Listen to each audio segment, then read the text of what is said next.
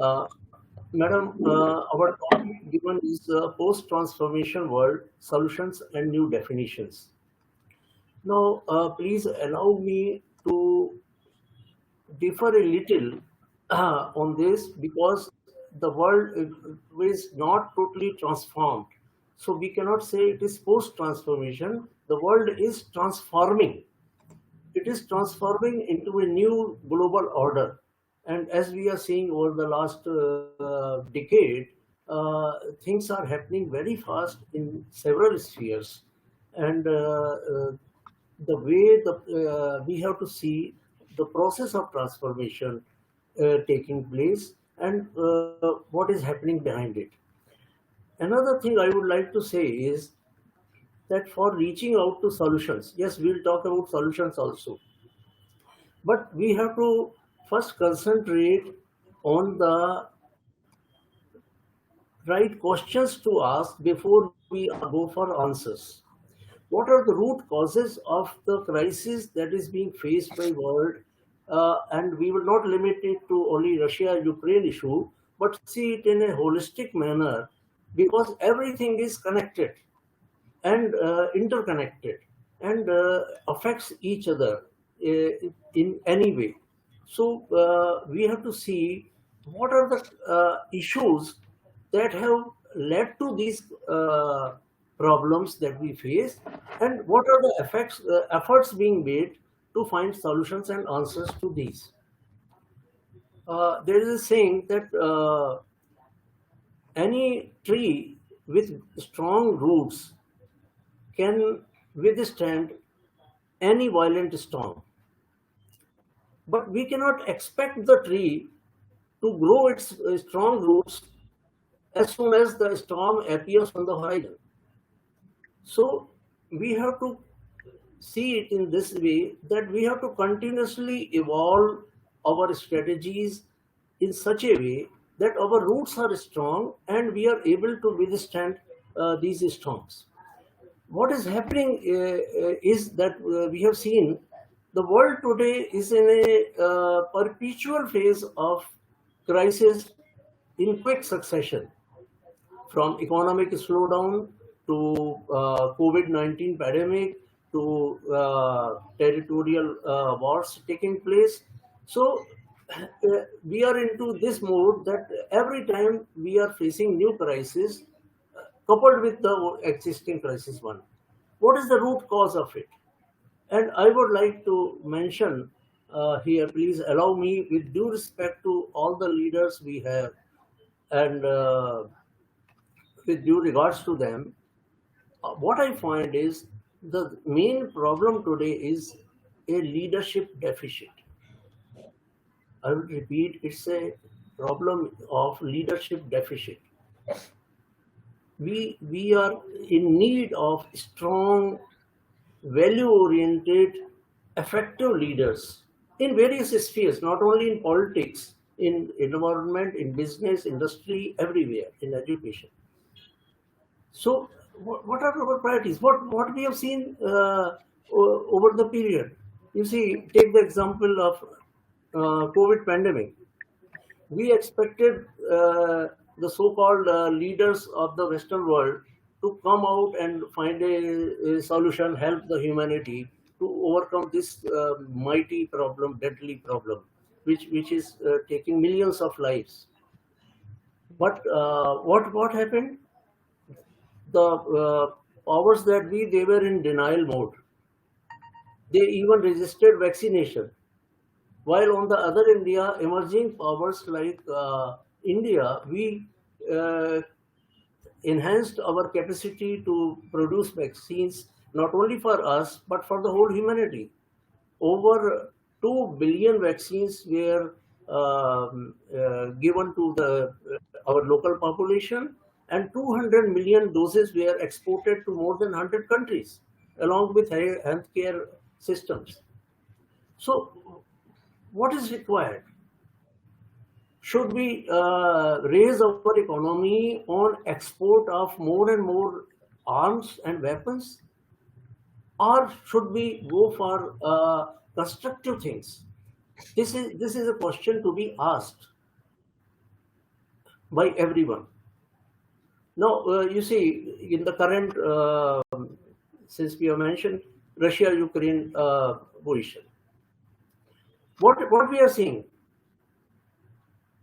are seeing more and more weapons being sent and promised to one party to go on fighting, rather than any serious effort being made by the world powers and the institutions to bring the two warring sides on a dialogue table and try to find a solution, or to put an end to the ongoing war, which is calling destruction. What we are seeing is that World Bank, IMF, they are all promising billions of dollars for reconstruction, but no effort being made to avoid destruction. So, what are our priorities? These things have to be seen. So, one thing is that leadership deficit. Another thing that is coming is the democracy deficit. As you will all agree, in the past decade or so, what we have seen is growing threats to the institution and process of democracy in several countries, in several continents also. Leaders with far-right ideologies, they are taking over, who are little concerned for the democratic principles, but are more autocratic in nature. I will not name the countries or the leaders, but we all know. So this autocracy, and you see, if you see the autocratic leaders in several nations, they think alike, they work alike. They are not concerned about climate. And what is happening is that after the pandemic also, isolationist attitude took over. Inward-looking policies were there. We saw things like slogans like America First, or things like that. So if every country starts in a selfish mode, then how can we have a progressive, transformed world? This is something to be seen. Third thing is the trust deficit. There's lack of trust between countries, between different societies, between different communities, and between regions, and between religions. So things that should unite us, they are rather busy in dividing us. And as you mentioned, madam, uh, the role of social media also comes into picture, wherein more and more fake videos or fake news or hate speeches are being promoted just to gain some political advantages. Now, all these things, leadership deficit, democracy deficit, and trust deficit, these are the root causes of the problems in different fields. You see, the transformation is taking place because the world is no more a unipolar world now, or not even a bipolar world as it used to be. We are into multilateralism and multipolar world. There are clusters of nations formed and being formed. As we see, you can see the newly formed AUKUS or I2U2 or Quad, etc. Why are they being formed? Because what is happening is the existing world order with the old powers that be, they are themselves struggling to retain their leadership position. They are struggling to balance between their domestic agenda and their international agenda, apart from the economic interests. And what is happening is they are not allowing the new and emerging powers to come to the center stage and express their views. What is happening is the new emerging powers, they are ready to play a global role, but they are not able to let their voices being heard at different forums. Like our Prime Minister, Mr. Narendra Modi, recently in SCO meet, he expressed that this is no time for wars. In this 21st century, while we have global challenges on climate, we have global challenges on economy for reduction of poverty, this is no time for wars. So, what are the likely solutions? The solutions that can be thought of is that please allow this process of multilateralism to blossom. Accept that things are changing and old powers can never always be powers to rule the world. Accept that only military power cannot give all the answers. You see, all the heaps of nuclear arsenal, the warplanes, the tanks, the missiles, they were not of any help in saving even a single life from the deadly coronavirus. And we are spending trillions of dollars on heaping, accumulating, producing these weapons. And while we talk of peace, so from COVID pandemic, it was clear that no nation can just survive based on technological advancements or military prowess. But have we learned a lesson? Have we even shifted 1% of our defense budgets to education and healthcare? This is something to be introspected by all countries, especially those who are having leadership positions. Unless we take care of our internal issues and make our population happy, how can we play a major role in bringing world to a better future? As is said that if you are good inside, sooner or later you will be great outside. So the strength of a country lies in the happiness and prosperity and peace in its domestic area. And that is what to be stressed. The solution is also that we remove the digital divide that is hampering a major chunk of population in each and every country, especially in continents like Africa and Latin America, and some parts of Asia too.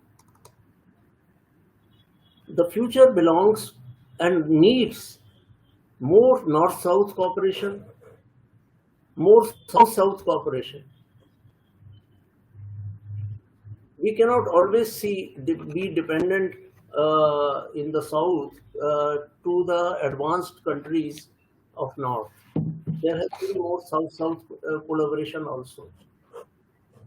There has to be more emphasis on spirituality in our education, building strong values and ethics in our young generation, so that they are more conversant with the problems we are facing, and they are more united to serve the climate, save the planet. What kind of planet we are going to offer to our next generations? This is something to be seen, and we have to start right from beginning. See, again, it is said that suppose a snake bites us, what do? We do not chase the snake to kill it. We first take attention to removing the poison from our body. And that is what is to be done. Remove the poison that is inflicted in our societies, in our mindsets, have positive leadership, build interpersonal trust, and maybe we must even evolve new mechanisms to solve global issues, global problems. As we have seen, the existing, you see, we have World Bank, IMF, World Economic Forum. Now, you see, what has happened is uh, there is annual pilgrimage of all the bigwigs to Davos to attend World Economic Forum. And what is the result we are getting? They are neither able to predict any crisis, they are not able to prevent any crisis, and they are not able to find solutions to any crisis. Because so far, what we have followed in economy, one size fits all kind of policies from IMF or World Bank. So every country is given loans and debts and for free trade policies, and we have seen the result recently in Sri Lanka. And we didn't. We went out of way from India to supply them petroleum products, to supply them food grains. So this kind of oneness of humanity is to be inbuilt in our leadership, and that will be the solution. We must accept it is going to be a multipolar world, and there will be the blocks will be competing with each other, but collaborating for solving the global challenges, for meeting better health care, or saving the climate from destruction. And no amount of weapons are going to do that. We need more resources and attention to the social issues, to education, to healthcare, and transformation of mindset is the first thing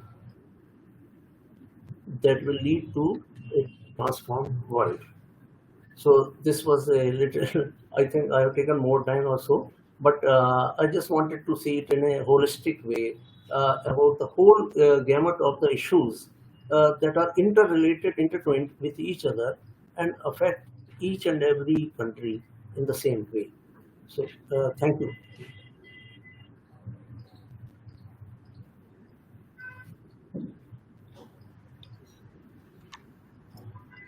We are not hearing you, Julia, madam. You are mute. Sorry, yes, sorry. So thank you. That really was a very holistic approach that you demonstrated. But I have a question to ask you. So you were talking about the, let's say, the wrong priorities that many countries and societies are having, which is spending a lot on weapons and not spending enough on healthcare and education. But it's quite clear that this is directly related to another concern that you raised, which is lack of trust. So clearly, one gets more and more militarized when they see a threat, and this is how it works. The budgets just go up in this weaponry race in order to protect or attack if necessary. How can we build that trust? So does it have to be happening top down or bottom up? So where do we start with building trust? See, madam, again I will quote that darkness is nothing but essence of light. And we have to bring light to remove darkness. We cannot wish away the darkness by any other means. Hatred has to be seen as absence of love and compassion. And that is what is to be built. And you see, the people to people contact, that is the panacea for building trust among neighboring nations or coming together of nations through arts, uh, literature, even films.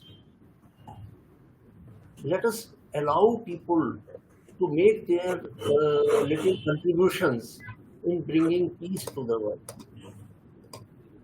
So it has to be a bottoms-up approach right from beginning, but allow people to contribute in that.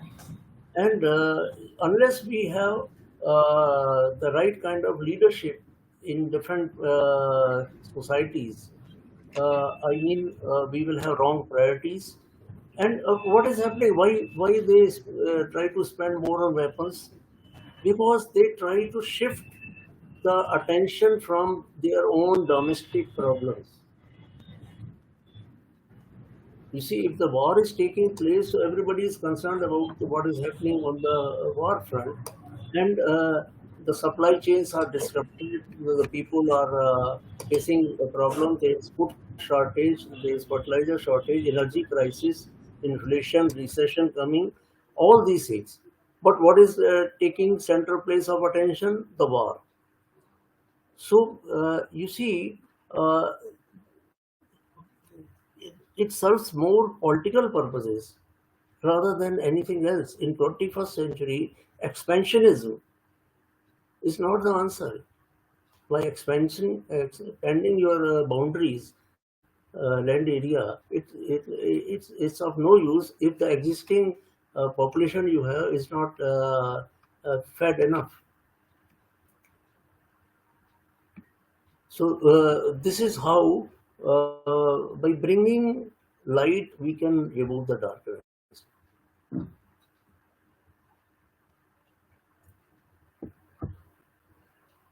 Thank you. This was a really valuable contribution. Thank you once again for the elaboration.